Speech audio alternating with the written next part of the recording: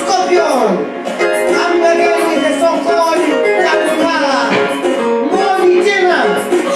From famous studio. Asimobi.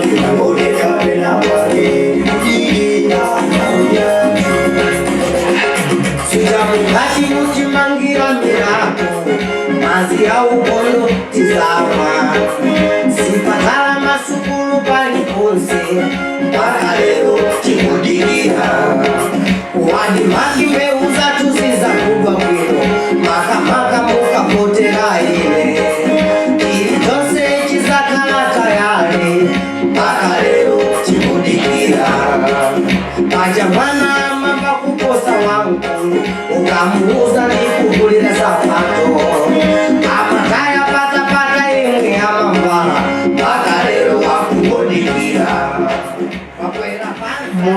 monire kikupatseni monire mwatandauli muliuli mwachoma bwanji mwaswera bwanji moni tuzindire uli tuswerere uli mwadogera tani moseriwa mboma tunamba 29 tikupatseni moni ziyankhulo zanu zonse kumayiko amene muli pa dziko lapansi. Lero ndi tsiku limene timagawana akaganizidwe masinthidwe akaganizidwe limene timagawana ija pa Chingerezi tikuti mindset change. Lero li pa 6 Juni lachiwiri 2023 mutu wathu wankhani ukuti nthawi yakwana tsopano kuti Malawi akhazikitse sukulu ija ya umwini komanso pambali pa sukulu ya umwiniyo mawayilesi onse olutsa mawu kandi pakanema kandi mawu kandi manyuzi tikhazikitse mapulogalamu ophunzitsa sukulu ija ya umwini kuti Malawi aliyense adziwe kuti kodi akati umwini wa dziko ndi chiyani.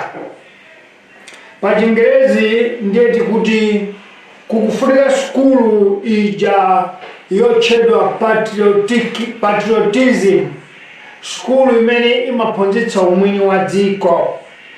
Kuti tibwere ndi chiganizo ichi lero tabwera nacho chifukwa chopotekedwa mtima, kupsa mtima kuwawidwa poyang'ana mmene dziko lathu nzika iliyonse imalichitira dzikoli.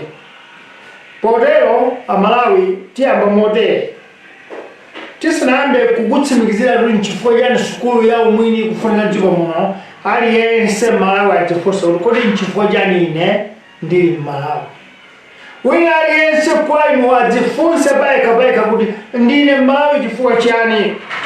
Tikatha kudzifunsa funso limeneyi ndiye tipempheronso kugwira ntchito mboma kuyambira president wa dziko wachiwiri wake nduna zake ma principal secretary aphungu a nyumba malamulo ngakhale mafumu. Tikateronso tifunso kugwira ntchito mboma onse timati ma civil servants funso lake litikhala kuti nchifukwa chiyani tili Amalawi. Ogwira ntchito mboma kandi ogwira ntchito ku MALAWI kandi ku immigration kandi ku polisi kandi ku nesi kandi mu console iliyonse udzifunse funso loti nchifukwa chani ndili Malawi. Funso limenelo lipangitsa kuti lizindikire kuti sukulu ya umwini ikamabwera kapena ikamayambika kapena tikayambophunzitsana sitivuta chifukwa tidziwa kuti ndife ndani mukoyambirira. Wina aliyense amene ali ndi kagwira ntchito mboma kaya mtundu wanji kaya akuyenera kuti adzifunso kuti ndigwira ntchito mboma muno chifukwa chani.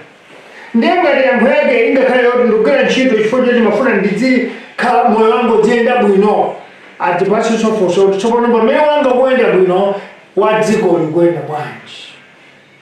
Ngati yankho yona kuti ndifuna ndiyenda ndiye mali malipiro funso tikana tsono malipiro amene kwandreni nanga Malawi yu ngati dziko alandira chani chifukwa tikuyankha funso la umwini ndipo ngati pali yankhona kuti ayi ndifuna ndikalemeke mboma ndiye mutichite kuchifundo ife amuvi mudzifunsa okha kuti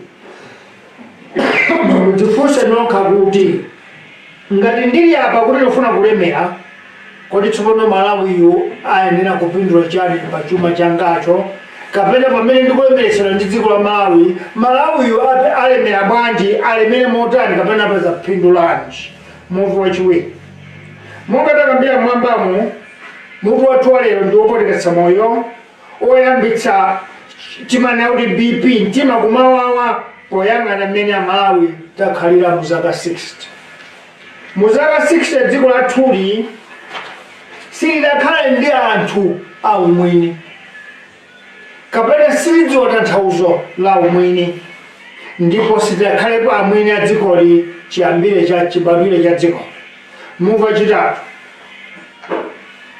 chaka chikwangotsa miyezi yochepa kuti dziko lathuli lifike zaka 60 chibadwire ndiye kuti makumi asanu ndi khumi linanso makumi asanu ndi limodzi zaka Malawi ali pa mtendere koma sitingatose kuti dziko lathuli mu zaka zimenezi lakula motani pa chitukuko lakula motani pa kukwera kwa miyoyo ya Malawi lakula motani pa kupita patsogolo sitingayankha muvi wachinayi tsoka ilo mu zaka zomwezo 60 zimene Malawi ali chipindimbire pamene Malawi ali chiyimire atsogoleri athu onse 6 ndi mabanja awo alemera kwambiri ndi Malawi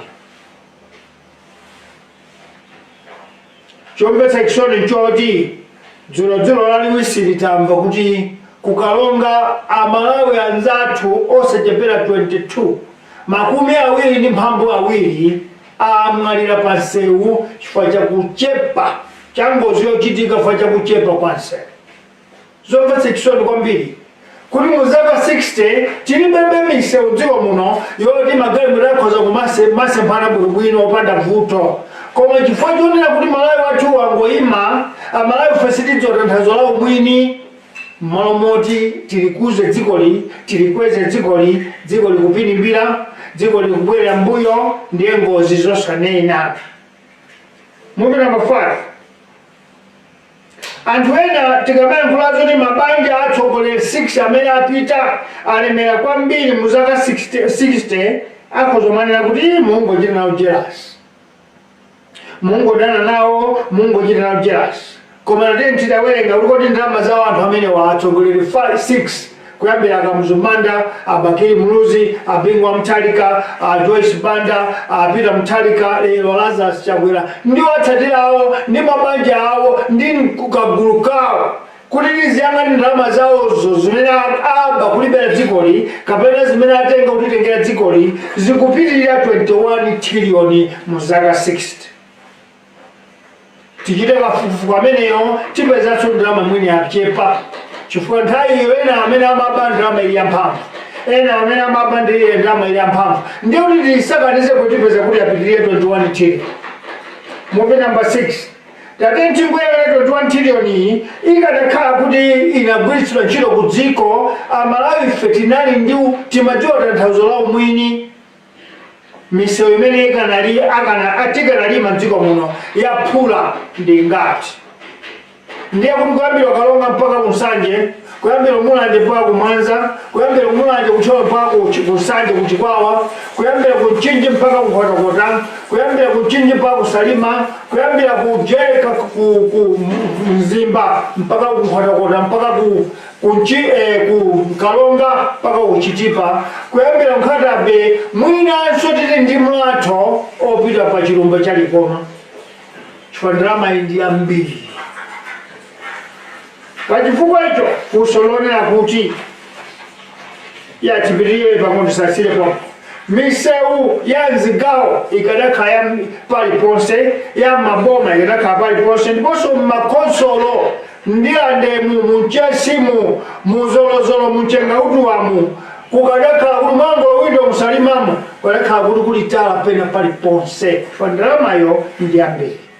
Ndipo zipatala zapamwamba kwambiri tikanathaumanga boma lililonse chipatala chachikulu chosunga anthu osachepera 2000.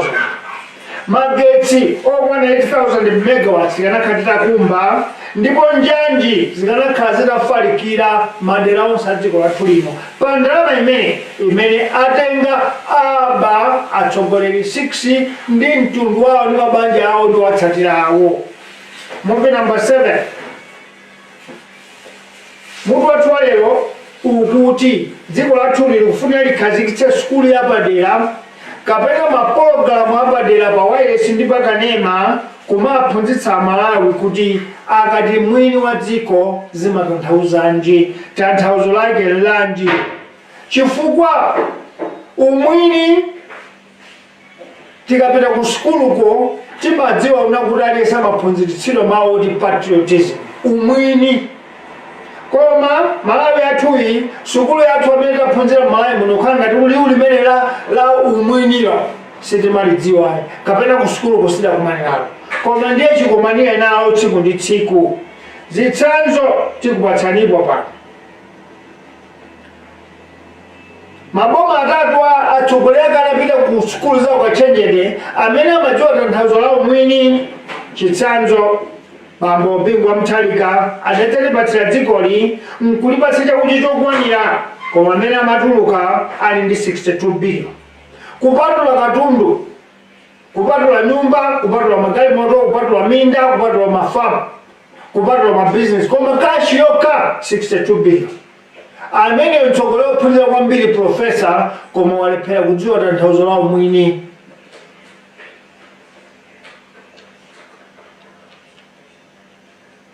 Muvi namba 8. Kuchepa kusowa ndi kusadziwa kuti umwini nchiyani kwa atsogoleri athu tidati tiyang'ane bwinobwino chuma cha bambo Peter Muthalika nkhale sitikudziwika kuti ndalama zingati, koma chikadzafika poti chatuluka tidzakhumudwa tonse kuti ndi mabiliyoni a ndalama amene angotayidwa, amene angolowa mthumba wa munthu mmodzi. Dziko loti libe misewu ya njanje, dziko loti libe misewu ya phula, dziko loti libe milatho, dziko loti nakuti libe magetsi, dziko loti nakuti anthu ake ngochititsa chisoni. Tiye ndipite kutsogolo wathu wa lero bambo Chakwera.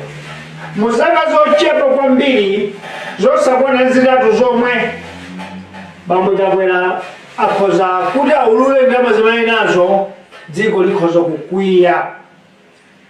Tikayang'ana Mayi Joyce Banda ndiye anthu olemera 10 mdziko mwathu muno. Mayi Joyce Banda ali palayi imene pa ndandanda umene fonso nkumati anthu amadziwa tanthauzo la umwini wa dziko. Kodi umwini wa dziko ngoti mukadzilemeretsa nokha, dziko lanu lisapite patsogolo, dziko lanu lisatukuke, anthu anunso asatukuke kusadziwa tanthauzo la umwini. Muvi namba 10. Tidati tayang'anitsitse atsogoleri athu onse tingoyerekeza anayi, kuyambira malemu Bingwa Muthalika, kudzabwera Mayi Joyce Banda, kudzabwera bambo Peter Muthalika, kudzabwera bambo Chakwera ndi achiwiri awo bambo Saulo Chilima. Chuma chimene anthu amene ali nacho kapena apeza chikhoza kutsegula m'mimba Malawi, chifukwa tidziwiratu pamene kuti atsogoleri athuwa nzika za dziko lino sitidziwa tanthauzo la umwini. Muvi namba 11. Sitingafunse za Saulo Chilima chifukwa umboni ulipo kwanira kuti ayenera kukhala munthu olemera kwambiri, chifukwa mbuyo mwali ku DPP tinamva zotinda manamba plate, zotinda ma ID, ma license amagalimoto kuti idali kampani yawo. Pamene alowa mboma latonsemu ulendo umodzi wokha apezeka kuti ali $280,000. $280,000 iyo kuyisungunula ku ndalama zakwathu kuno ndi 280 million. Ndiye ngati ulendo umodzi munthu vice president akupanga 280 million, 80 million nanga maulendo ena zimene sitikuzidziwa ndi olemera mota. Zonsezi zikupereka umboni kuti dziko lathuli atsogoleri ogwira ntchito mboma akuluakulu andale sadziwa tanthauzo la umwini lija pa Chingereza kuti patriotism. Awatu ndi azibambo ndi azimayi ophunzira bwino kwambiri ozindikira bwino ndipo amadziwa tanthauzo lenileni la mawu a umwini. Movie number 13. Tsoka ilo umwiniwo nchinthu chimodzi chimene chimadedwa dziko lathuli po kusinthanitsa ndi kudzikonda.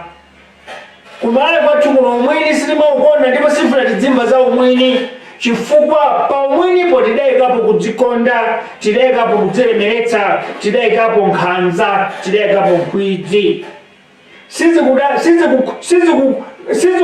Chinaso kuyerekeza kuti ndiye kuti kapena mwina president okha amachita bwino amadziwa tanthauzo la umwini ndiye sanasinthanitse ndi kudzikonda.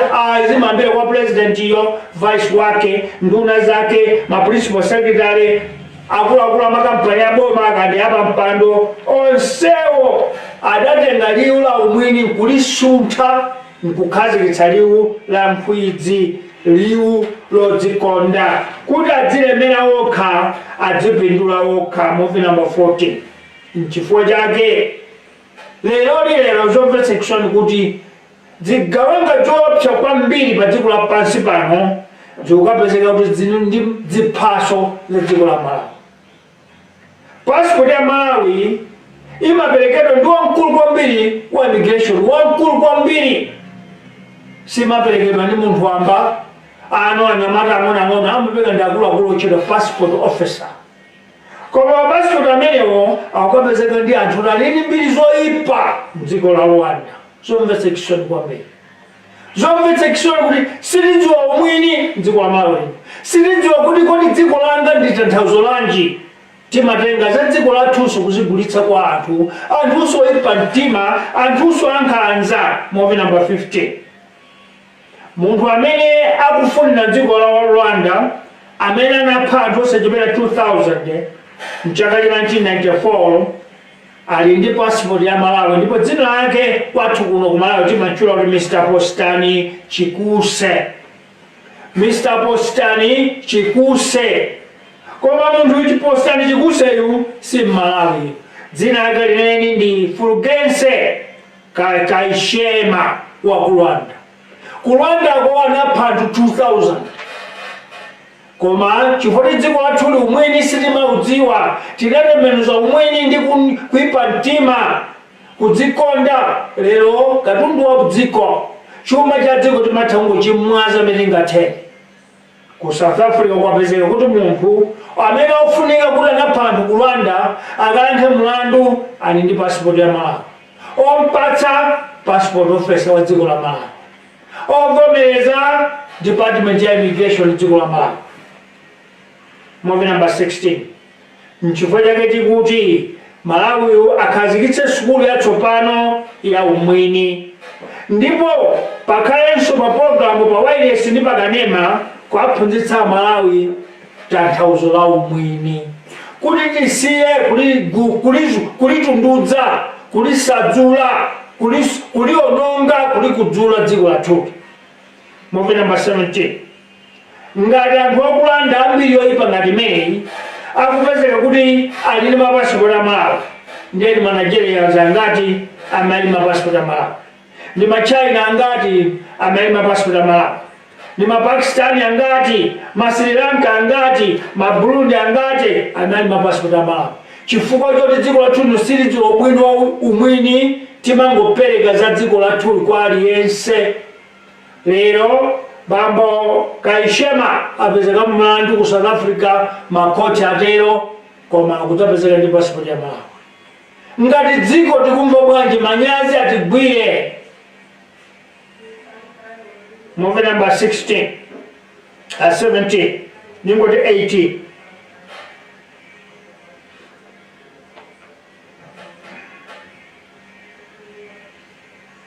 Amalawi tikhozoganiza molakwika kuti mwina kuipa mtima kumeneku, kusakhala ndi umwini kumeneku kukuchitika ku maofisi a immigration okha. Tikunama si ku maofisi a immigration okha. department iliyonse ya boma, office ya president kuli kusadziwa tanthauzo la umwini. Ku State House kumene ku office ya president kunduna nkhani za kunja kulibe mawu oti umwini. Kumene kuli mawu akudzikonda pa Chingereza mali greed. January chaka chino ngati February tinatulutsapo pano kuti akuluakulu aku OPC office kwa president akaopereka passport yofika amati diplomatic passport kwa anthu aku South Africa ndi anthu amaiko ena popanda umboni weniweni, kungopereka chifukwa akuluakulu ambomawa ku OPC ko ku State House ko ali nawo zifukwa anthu amene akuti achitira zimene akufuna koma si Malawi. Nonse mukudziwa nkhani ya diplomatic passport imene imayendera zakhala zili zotani ku Zimbabwe ko, koma Malawi tikutsanso kupereka passport amenewo kwa anthu oti sinzika za Malawi. Zomvetsa chisoni nzoti siku MRI koka, siku traffic koka, siku polisi koka kumene kukuchitika mchitidwe osazindikira umwini. Zimachitika kuti Malawi ogwira ntchito Malawi muno ndiwe Malawi ogwira ntchito kwa MRI kutolera nsonga. Mwenye amachokwera chakupatsa 1 million iwe nkuvomera kwanje 1 million yo nkulekerera mabiliyoni ya ndalama akubisidwa mamota akanalipira nsonga. Iweyo kudzitcha kuti ndiwe nzika, iwe kudzitcha kuti ndiwe mwini wa dzikoli, koma wandira 1 million ndikuona mwenye uja athawe ndi mabiliyoni onse asalipire nsonga. Kusadziwa tanthauzo la umwini kumeneko. Chifukwa utatiwa kuti tanthauzo la umwini mati bwanji sungalole kuti mwenye athawe ndi mabiliyoni ambiri pokupatsa 1 million. Ukhozonya kuti mabiliyoni amene akanathandiza tukula dzikoli, mabiliyoni amene akanathandiza kuti dziko lathu likwere, tikhale mankhwala mzipatalamu, maphunziro ayende, dziko lathu lisinthe. Koma ifeje kudzikonda, kuchotsa dzina la umwini nkubwetsa la udzikonda, munthu Malawi amatha kulolera kuluza zambiri ngati dziko nkupeza zochepa ngati munthu.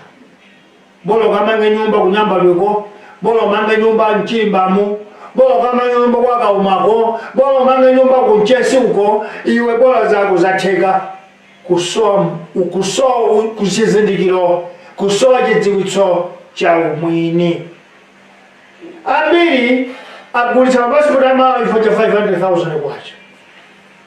Koma mlandu wachitika lero wa munthu wakulonda kuti tiutsate muno bwino zotsatira zake zikhoza kuonengetsa dziko la Malawi kuposa 500,000. Ambiri agulitsa dzikoli ndi mabandolo a $3 kapena 2. Kuti muelewe kuti $3 nkati mwandi bwanji mwina 20,000 kapena 30,000 kapena $10,000. Koma zimene agulitsa ndi chuma cha dziko, migodi, mafuta wakati mafuta amene ngakhale mphepo ya moto iyi agulitsa, ngakhale tiyankhule kumene za malo osungira zilombo, game reserve, national park, agulitsidwa chifukwa chongolandira bando ya $1 imodzi kapena mabando 2 kapena 3. Kusowa ndi kusazindikira tanthauzo la umwini. Muvi number 20. Malawiyu papokhala maphunziro oloposekhala maphunziro tikuyenera kuti tiphunzitsane tonse tizindikire tanthauzo, udindo ndi kufunikira kwa umwini. Leroli titazindikira kuti boma ndambi zake zonse sizidziwa tanthauzo la umwini, sizingafotokoze kuti umwini nchiyani ndipo umwini umatanthauza chani. Ife Muvi number 21 tikuti pakufunika pakhale sukulu yapaderadera yoti Malawi aphunzitsidwe tanthauzo la umwini limene pa Chingereza amati patriotism. Chidziwe cha Malawi ndi kusowa umunthu, ndi kusadziwa umwini, kuti iwe ndikugwira ntchito mboma mukaya ntchito pamwamba waya pansi kukapereka mtima wa dziko chimene chamati chuma cha dziko chifukwa kuti ulandire kaphindu kolowa mthumba mwako. ndikusadziwa umwini, ndikusakhala mwini, ndikusowa umwini, kulolera kugulitsa dziko nthaka yace kapena mzimu wace wa dziko pofuna kuti walandire kako kuti wike mthumba. Ndikusadziwa ndipo ndi umbuli osadziwa umwini. Sichanzero ndipo si umwini kuluke ntchito mboma wamkulu mkhale wang'ono akakhale pa meeting yopereka contract ku kampani yime msewu ime mlatho imange nyumba nkwauza kuti ayibora mundipatsekera kace msewu musawumalize, msewu musawupitirize, msewu ukhale osalimba. Kulephera kudziwa umwini, kusowa umwini kumene. Dziko lathu lino lakhala ndi chitukuko zopanda mutu wace pa Chingereza amati substandard, kuyambira milatho yosalimba, manyumba amenewa amangogwa, misewu iyi imangonyanyeka. Wina wako andionesa dzulochi majinzi ana ong'ambika masiku ano kuyerekeza kuti msewu wa Malawi ndi jinzi chimodzimodzi kubuka kwace. Movie number 22. Umwini ulibe kuti iwe ukhale munthu wandale, ukhale wachipani, ukhale olemera olo osauka. Umwini ukuyitanira wina aliyense bola ngati mtombo wace, bola ngati ali ndi umboni oti ndi Malawi. Umene ndiye iweyo ndiye mwini, ndipo usalole kuti ugulitsidwe, usalole kuti upereke, usalole kuti ubomboneze. Pokhala umwini ukufunsira kuti uteteze, ukometse, ndipo ulolere kuti ubwino wa Malawi ndi kulemekezeka kwa dzikoli kupitirizidwe ndi iweyo ndi aliyense ochokera dziko lakunja. Ndiye tanthauzo la umwini limene. Iwe ngati uli mzika wobadwira dziko la Malawi lino, ndiwe nzika wovomerezeka dziko la Malawi lino, udindo wako ndi ntchito yako nkuonetsa kuti ukuteteza, ndipo nthawi zonse ukukana pena paliponse nthawi iliyonse wina aliyense kandi wa Malawi nzako kandi wakunja akubwera utakuza chete unonge dzikoli pomathawa kulipira msonkho, pogulitsa ziphaso zace, potsitsa mphamvu ya chitukuko chimene chilipo ndi kuvomereza kuti tichepetse zitukuko chifukwa inu mufuna mulandire zinthu za mthumba. Mukatero sinu mwini wa dziko. Number 23, movie omaliza. Pachifukwa ichi tiwitana kuboma, machalichi, mafumu, andale ndi Malawi aliyense kuti nthawi yakwana akalowe mkalasi kukaphunzira tanthauzo la umwini. Sikuti mutichita kalowa msukulu moyali, tingopempha mawayilesi a dziko lino, manyuzi a dziko lino, tidzipatsane chiphunzitso kuti akati mwini wa dziko zimatanthauza chake. Chifukwa mpokhapo tikadziwa umwini katangale atha, kudzikonda kutha, kudzilemeretsa kutha, kubera dziko kutha, kubera boma kutha, kubaso kwa misonkho kutha. Chifukwa ambiri amene akulemera mbali yona kuti asadziwa tanthauzo la umwini chifukwa cha umbuli osadziwa kuti umwini nchiyani. Koma titakweza sukulu yoti Malawi azindikire kuti umwini tanthauzo lake nchiyani, tikhoza kuchepetsa kuba, tikhoza kuchepetsa katangale, tikhoza kuchepetsanso kugulitsa chuma cha dziko lathuli kapena kupereka m'manja mwa alendo. Dziko limene silidziwa umwini ndi dziko lotayika. Dziko limene silidziwa tanthauzo la umwini ndi lolephera. Munali ndi ine Bantu Sanders Duma, mukhale mdziko lopambana tionanenso lachisanu lino. Ziko kwambiri.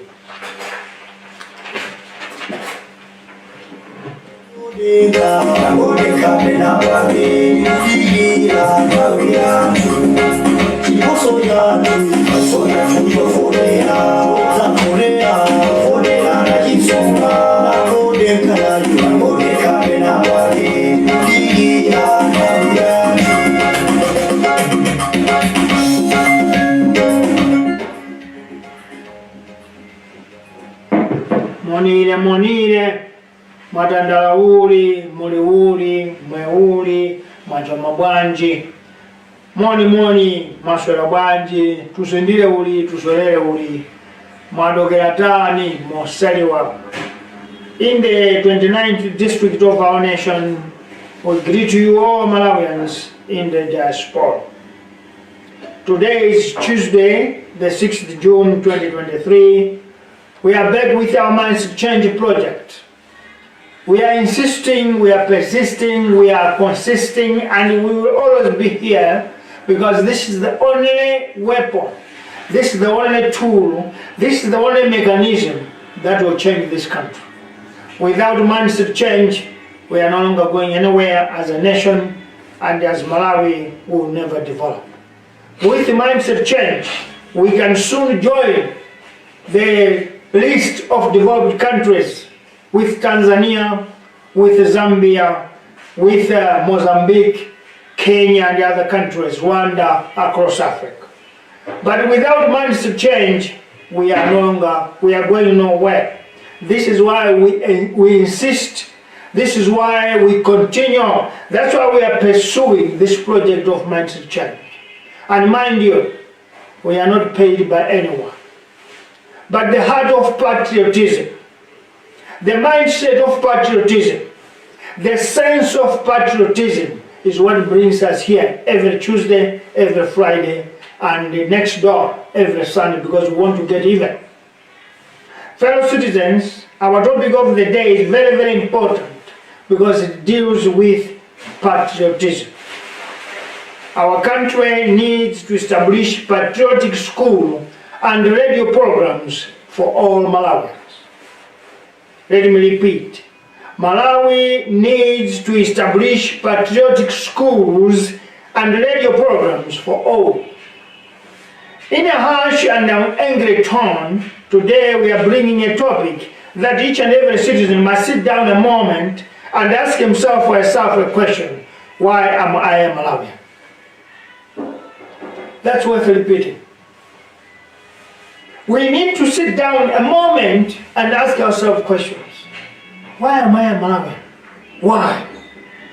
After asking ourselves this question, each and every public servant, from the president to the vice president, from the minister to principal secretary, and from member of parliament to traditional chiefs, from there we must come to all civil servants, whether you are in MRA, whether you are immigration, whether you are from police to nurses, whether you are working in the city councils. As long as you are a civil servant, you are working for government, ask yourself a question. Move number one.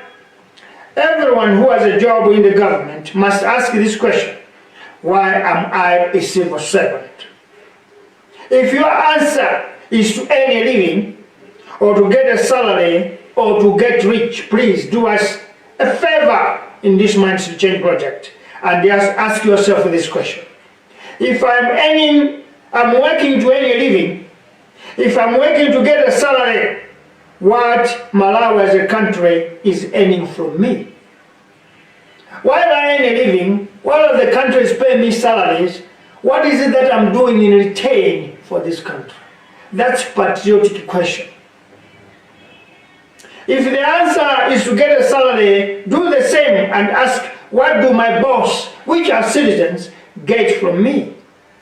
And if the answer is to get rich, do the same. Ask yourself a question: when is Malawi going to be rich as I am? These are patriotic questions that Malawians must ask ourselves wherever we are.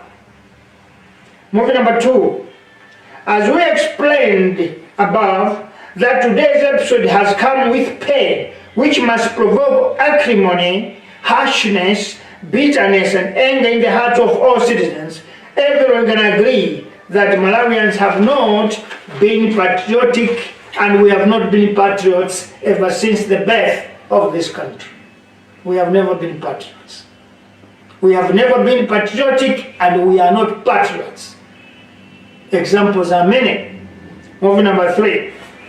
In less than a year, this country will clock 60 years of independence, but cannot point at anything that can show or indicate growth or success of the people or of the country. We can't. 60 years.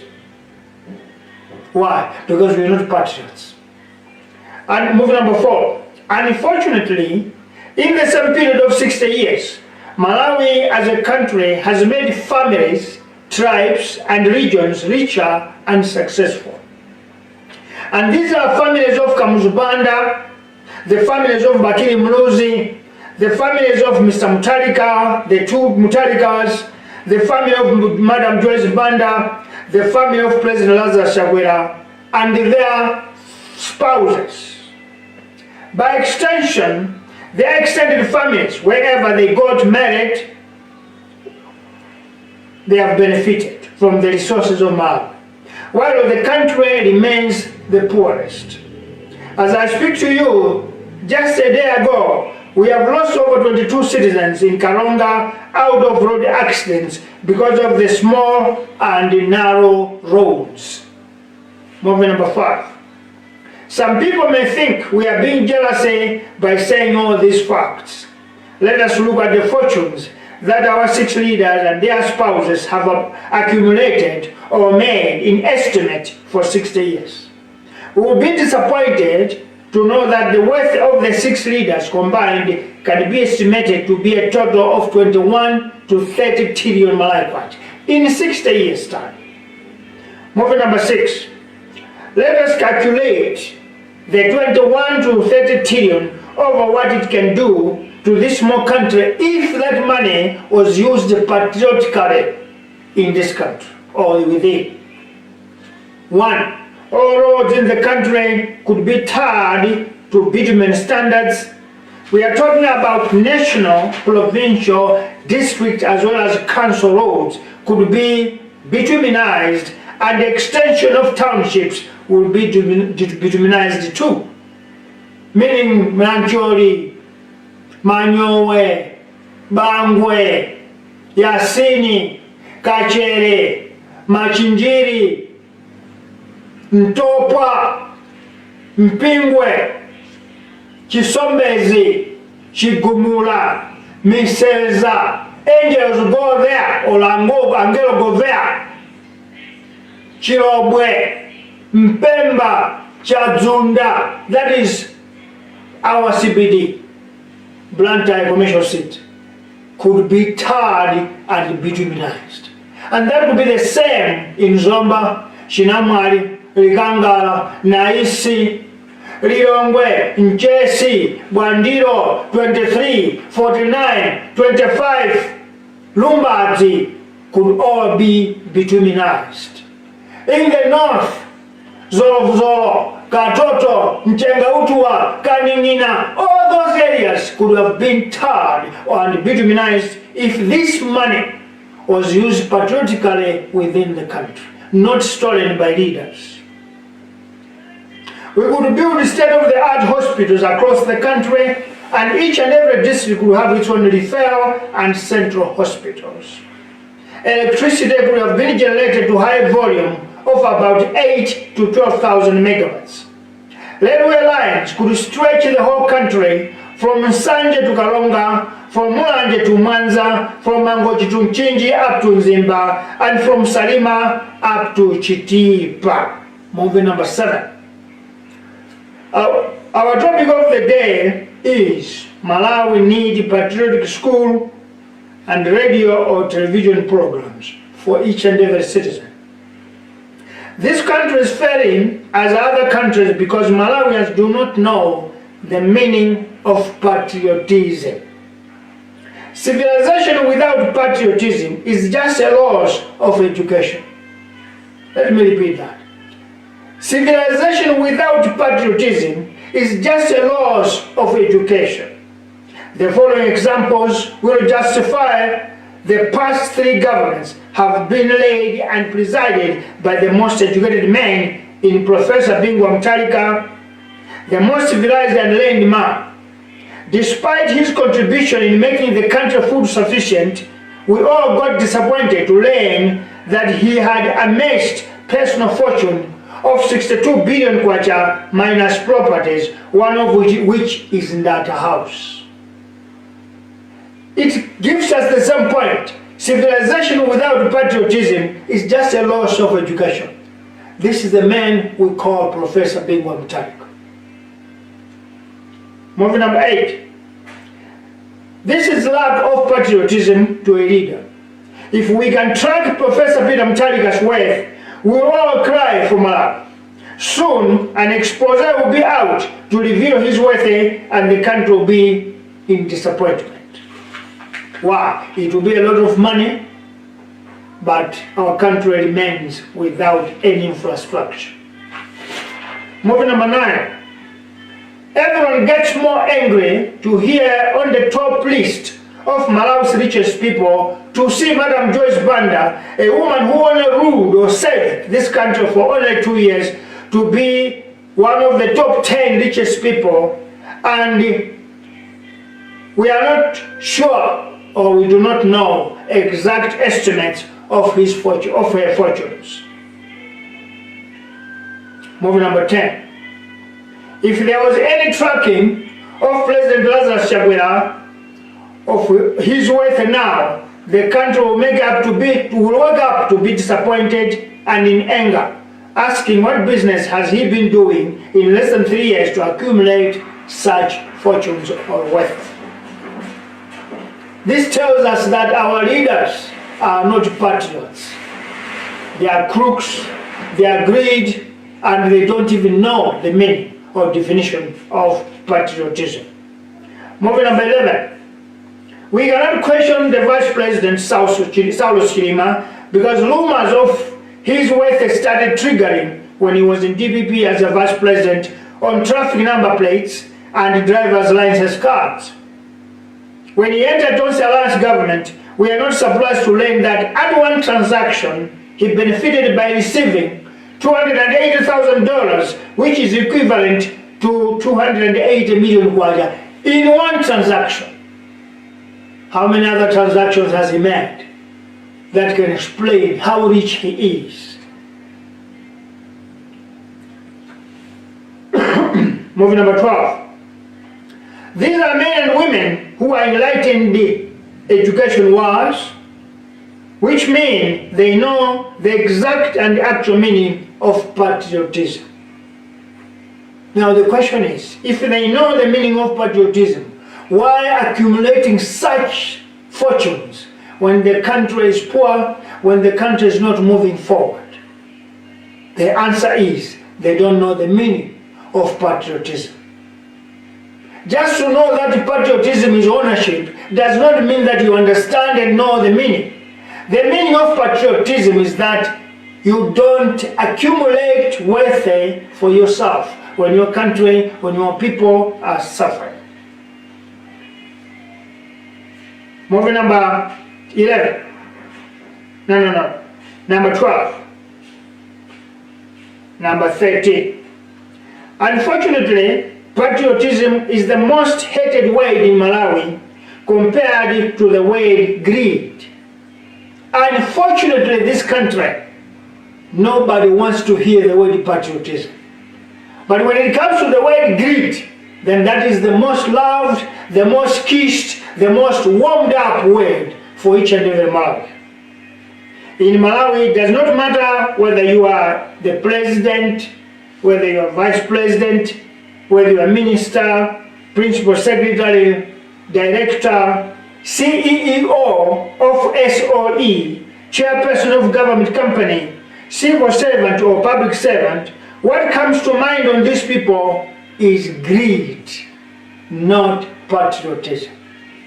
What they think about, what they know of, what they think of is greed. Getting rich quickly, self-enrichment, but not patriotism. Movie number 14. This is why international hardcore criminals of the world obtains Malawi saga documents because of the greed of public officers. Let me repeat that, it's very important. Movie number 14. This is why international hardcore criminals of the world obtains Malawi sacred documents because of the greed of public officers. Malawi passports are issued under the signature of the most senior official known as passport officer. How can such a senior official sign a passport to a foreigner with genocide history in Rwanda? How come? How possible? The answer is simple: greed. Because we want to pocket something. We don't worry about the country, we don't care about the country, we care about greed What is it that I get? Movie number 15. A masterminder of genocide in Rwanda who butchered over 2,000 citizens of Rwandese in 1994 is a Malawian citizen with the name Postanchikuse. In Malawi, he is Postanchikuse. But in Rwanda, originally, his name is Fulgense Kayishema. But this man, this criminal, managed to obtain Malawi document, a passport, in 2007 and is expiring in 2017, or expired in 2017. Movie number 16. This is why we call for an establishment of a school of patriotism and radio programs across the country in radios and televisions to teach Malawians about patriotism. And if you don't have teachers, I'll be one of them, to teach Malawians the meaning and the description or definition of patriotism. Number 17, movie number 17. If a criminal, hardcore criminal from Rwanda can obtain our sacred documents, how many Nigerians obtain Malawi passports? How many Chinese? How many Pakistanis? How many Sri Lankans and how many Burundians have Malawi passports? This question must hit us all if we are Malawians. Today we must address greed and address patriotism. Movie number 18. Malawians can think that this lack of patriotism and love of greed is only in immigration department. No, we are not. It's not like that. We can think that lack of patriotism and love of greed is in the government departments alone. No, it's everywhere. It's a blanket. At the State House, at the office of the President and Cabinet, in the Ministry of Foreign Affairs, there's no something like patriotism. Malawi is blanketed with a chronic love of greed. It's chronic because each and every government that comes, they are already smeared up or they drink up the word greed. This is why this country is not moving forward, because we have done away with the word patriotism and we have given ourselves the priority of drinking greed.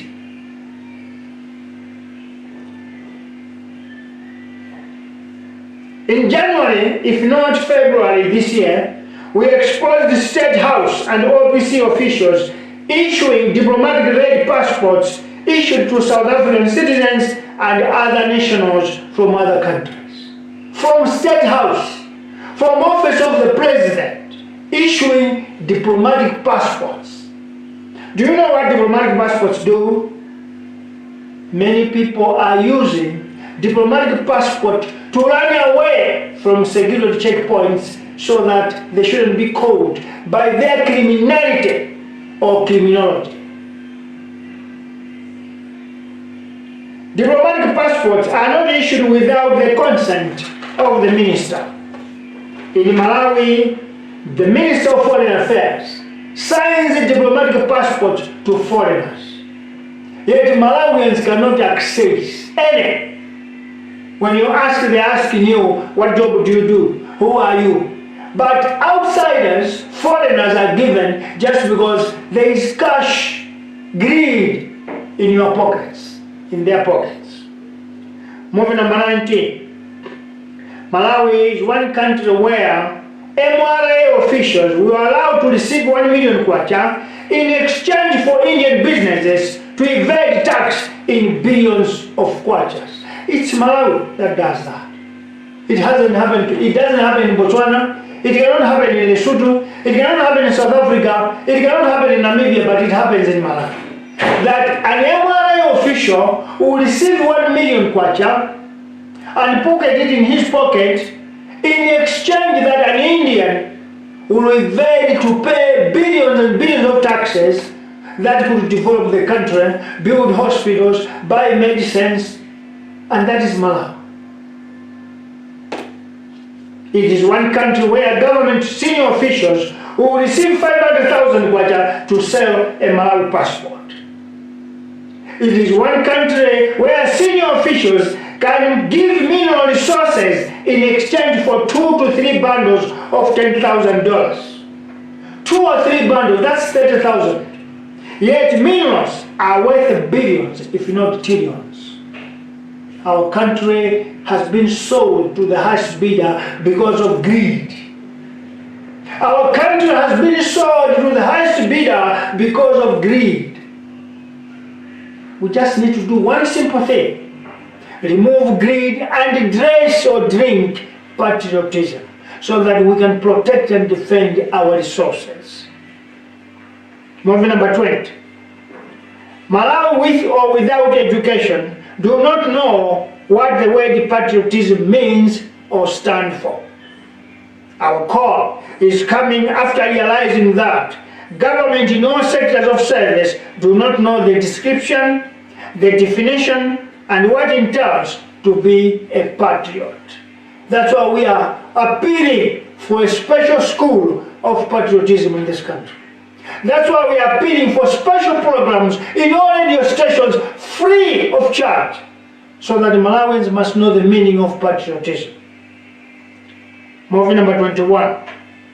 It is unpatriotic for a government, senior or junior official, to give out the country's resources and assets for a minimal corrupt reward in return. That's being unpatriotic. It is unpatriotic for a government, senior or junior official, to preside or get involved in a deal where government will spend billions in exchange for substandard development projects in bridges, buildings, roads, blocks, and other infrastructures. It is unpatriotic, very unpatriotic. Movie number 22. Patriotism has no political, has no social or economic affiliation. As long as you are a Malawian, it is your obligation, it is your responsibility, it is your duty to be patriotic. Let me repeat movie number 22. Patriotism has no political, social, or economic affiliation. As long as you are a Malawian, it is your obligation, it is your responsibility, it is your duty to be patriotic. By being patriotic, you are tasked to defend the country's integrity, the country's dignity, and the country's sovereignty. By being patriotic, you are tasked to defend the country's integrity, defend the country's dignity, and defend the country's sovereignty.